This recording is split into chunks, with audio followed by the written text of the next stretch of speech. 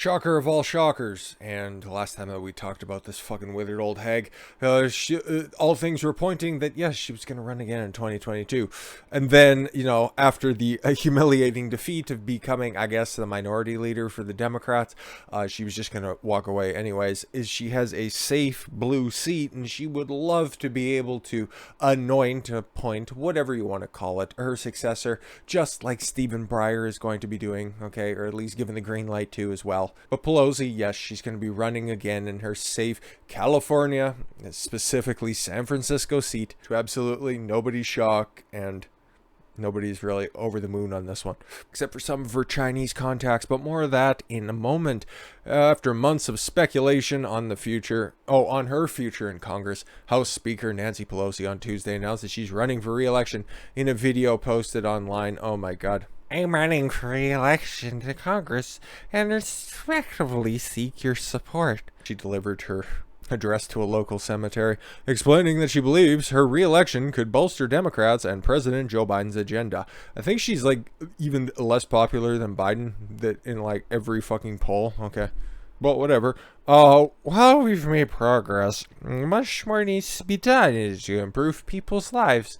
I don't know people. I haven't talked to the normal human being in years, but I can help you. Just vote for me again. I haven't been able to accomplish anything in my 30 years in the House of Representatives and my 50 overall years in public life. She also invoked the January 6, 2021 Capitol breach as another reason why she's running again. The 81-year-old. To be fair, a lot of work is keeping her not look 81, but that's the least of her concerns, who was first elected to the House in 1987, 3 fucking years before I was born. Was the first woman to serve as House Speaker and is expected to step down, particularly as her party braces for a potential loss of its majority in the 2022 midterms. In November 2020, Pelosi reiterated that her current term as House Speaker would be her last. Yeah, I guess she could even see the writing on the walls, because maybe she was just bracing in November of 2020 for a humiliating defeat. But, then again, who knew how popular Joe Biden was actually going to be? Based on her Tuesday announcement, it's not clear if Pelosi will again seek the House Speaker position, or even if she'll be around to be inaugurated, but who knows? Several interviews in 2021, Pelosi sought to downplay speculation that she would retire from office. I'll die here, fuck off! People make their own decisions about timing, and don't have to comply with someone else's view. Comes as some member of the House Democratic Caucus have publicly suggested the idea that Pelosi hand over the leadership reins to a younger, fresher face. Self-described socialist representative Alexandria Ocasio-Cortez can be counted among those who told news outlets in 2020 that new leadership is needed. But then, of course, when she was forced to just fall in fucking line, what did AOC do?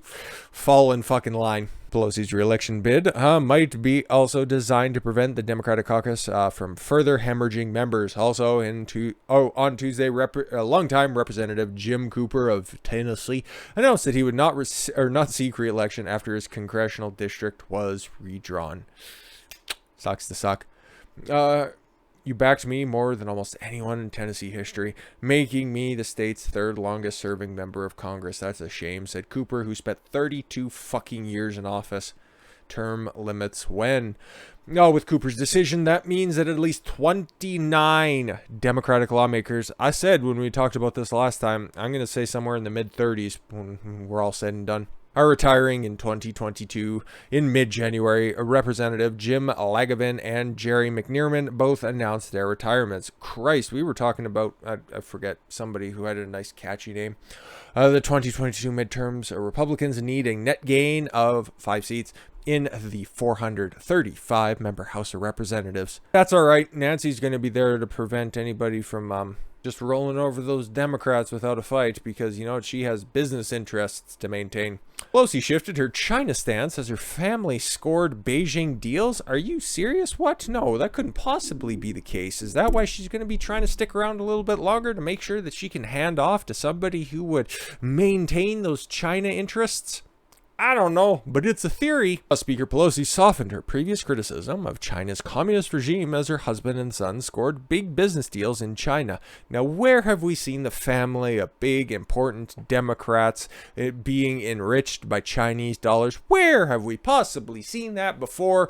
Seems like a novel concept, now doesn't it? The bombshell revelations about Pelosi and red-handed how America's elites get rich helping China win. More on that Saturday, I think, something like that. Also, come as the Democrat stalwart is under fire for stock trading returns made by her and her husband that regularly outperform the market. Wow, it's almost like insider trading is not just allowed, but encouraged in the House of Representatives and in Congress in general. Fucking weird about that. Now it appears as though her family business opportunities in China have influenced her policy views on America's chief adversary, fueling fire to rein in the corruption in Congress. You'd think so. Not under Pelosi's watch. Her family, Schweitzer reveals, the author of Red Handed, has had millions of dollars in line when it comes to China. And the speaker seems to have altered her position on China's communist regime from her policy perspective as these investments grew and took shape. Pelosi began her career as tough on China and still occasionally rips the Chinese Communist Party for human rights abuses. Yeah, because it's easy to do that one, but when it comes to like actual policy stuff, it's like, I don't know about that. The longtime member of Congress and Speaker of the House was, early in her career, particularly harsh critic of China's human rights practices. As you can see in this black and white footage right here, that, yeah, to those who died for democracy in China, she was right there, front and center, alongside Ben Jones, people who are probably long since dead, John Miller, a Republican and a Democrat. Boy, have the times changed. She continues to be vocal about some issues, just ones that are, not hot-button political topics, but her positions they're softened as her family has sought and received lucrative commercial opportunities in mainland China. Now you know why they were so spastic, Democrats in general, about Trump having a secret bank account in China that was closed in like 2013 and it was never private, it was publicly disclosed, but whatever. In early 1990s, Schweitzer recounts how she even pulled off a protest in Tiananmen Square that infuriated Chinese officials. Yeah, back when China wasn't nearly as influential on the world stage. Weird, huh? But she's out there fighting for the regular person, okay? At least that's what her political commercials are saying now. Schweitzer also recounts how Pelosi fought against China's most favored nation trade status, and against allowing China entry into the World Trade Organization. Oh, weird. That's something that her and Biden don't share in common. He also noted that in 2005, Pelosi spoke on the House floor in support of an amendment to block the Chinese National Overseas Oil Company, CNOOC, a Chinese government-backed entity, from purchasing Unocal, a California-based oil company. I wonder if that transaction were to happen now, what she'd have to say about it. But Schweitzer writes Pelosi's views began to moderate. A March 2009 political story quotes people close to Pelosi noticing a subtle shift in her approach to China. Then political reporter Glenn Thrush wrote that while Pelosi won't back down on her core commitment to democratization in the country, sure, because that's going to happen. 100 years of CCP rule can't be wrong. Now, can it? Well, no, the party's only been around for that long. There's only just been hundreds of thousands, if not millions, of people who have died at the hands of Mao and his legacy, but that's a few million people in death camps in comparison to favors and fortunes for her family. She's also not looking to pick new fights with China's leaders or with the Obama administration as it seeks to strengthen U.S.-China relations. Specifically, somebody flying over there in, say, Air Force Two. Wall Street Journal reported 2 months after the political story in May of 2009 that Pelosi told the U.S.-China Clean Energy Forum in Beijing that the reason for her shift on China was, as Schweitzer writes, a result in part on issues like climate change, and the two countries needed to tackle it together. While the climate crisis is Pelosi's stated reason for softening on China, Schweitzer argues that in red-handed that there were perhaps other factors at work, noting that Pelosi's husband and son started seeking and securing deals on mainland China. Weird.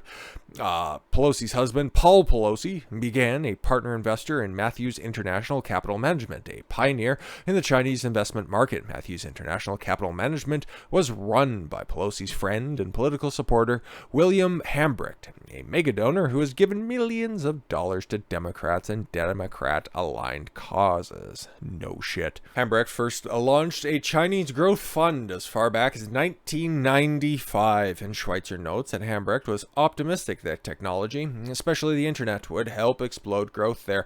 Well, he wasn't wrong, now was he? The China Fund, Schweitzer continues, is now Matthew's best-known investment fund. Schweitzer quotes Matthew's China Fund fact sheet as saying, under normal market conditions, the Matthew China Fund seeks to achieve its investment objective by investing at least 80% of its net assets, which include borrowing from for investment purposes in the common and preferred stocks of companies located in China. Nancy Pelosi's son, Paul Pelosi Jr., was also looking for commercial opportunities on the mainland and embarked in a series of ventures that involved Chinese investors and clients. In June 2010, he became the chair of Universal Energy, and a foreign energy company and a notable Democrat leader's kid. Where have we seen that before? And Service Group Advisory Board for a company called Treetop Industries. Upon announcing his appointment, the company declared that Paul Jr. and the company chairman plan to travel to Vietnam and China to meet potential investors and are attempting to arrange meetings in Washington, D.C. Weird. All of these unique storylines seem to converge now, don't they? With appropriate federal agencies, Treetop eventually changed its name to Global Tech Industries Group, and Paul Pelosi Jr. remains a shareholder in the company. The firm has long sought partnership in China. Paul Pelosi Jr. joined the board of another company, International Media Acquisitions Corporation, with ambitious plans in China. We believe India and other emerging economic markets, as well as China, represent excellent markets in which to find strong candidates for our initial business combination because of their relatively high growth rates, the firm also stated when it was filed. But we've talked about Pelosi's supporters and family and friends getting rich off of Chinese investments. What about her herself? The Democrat speaker used her position to block any and all investigations into the origins of the virus beginning in 2020 and extending for more than a year. U.S. Speaker of the House Nancy Pelosi blocked efforts by Congress to investigate the origins of the Chinese coup, with much of the evidence pointing to the possibility of a lab leak in Wuhan. Pelosi ordered the Democrats in Congress not to cooperate with any efforts to investigate the matter because, remember, Orange Man is really bad. So yeah, gotta protect those passive income lanes through any means necessary now. And thank God she's going to be around at least for another 2 years,